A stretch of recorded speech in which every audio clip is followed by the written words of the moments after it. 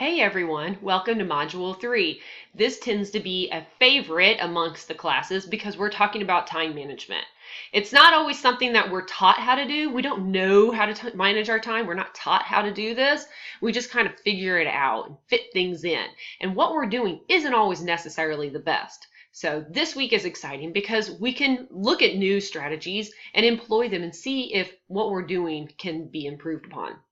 So for the discussion board this week, which is one of my favorite discussion boards, we're going to talk about what time management strategies you've used in the past and what you would like to try.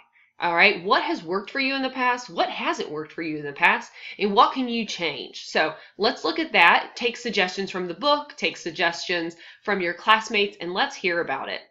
Again, make sure you read through all the prompts for the discussion board so you're getting the best grade possible on your initial post as well as on your responses to your classmates.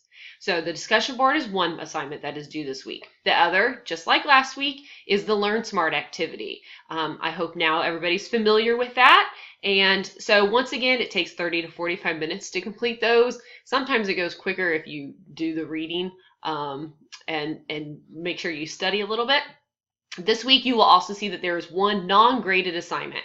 So clearly, it is not required. It's not going to be graded, not going to count towards your final grade.